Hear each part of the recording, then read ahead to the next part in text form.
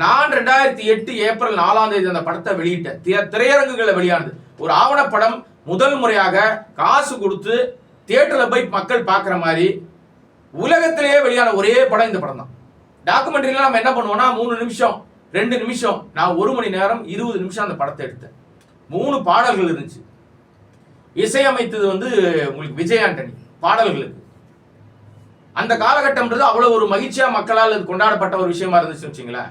இப்போ அது டாக்குமெண்ட்ரியா இருந்த அந்த படம் தேவராக நாங்கள் அனிமேஷன் தான் பண்ணோம், யாரும் நடிக்க வைக்கல. அது காலப்போக்கில் அதுக்கப்புறம் பிற்பாடுனா பல முயற்சிகள், என்னுடைய பணிகள், பல விஷயங்கள் போயிட்டு இருக்கு. இப்ப தேசிய தலைவர் அப்படின்னு சொல்ற பேர்ல நம்ம இயக்குனர் அரவிந்த் ராஜ் இயக்கத்துல அது ஒரு படம் வெளியாக போகுது. அதற்கான அது திரைப்படமாக வரப்போகுது அப்படின்னு சொல்லி தான் அறிவிச்சாங்க. எனக்கு ரொம்ப மகிழ்ச்சியா இருந்துச்சு. முதல் நாள் அந்த அறிவிப்பு வந்தப்ப என்னையே அழைச்சாங்க. அரவிந்த் ராஜ் அவர்கள் என்னை தொடர்பு கொண்டு, சார் உங்க டாக்குமெண்ட்ரி பார்த்தேன், நிறைய விஷயங்களுக்கு வாங்க சார், அலுவலகம் வாங்க பேசுவோம்னாரு. நானும் ஏவிஎம் குள்ள அந்த அலுவலகம் இருந்துச்சு, போயிருந்தேன்.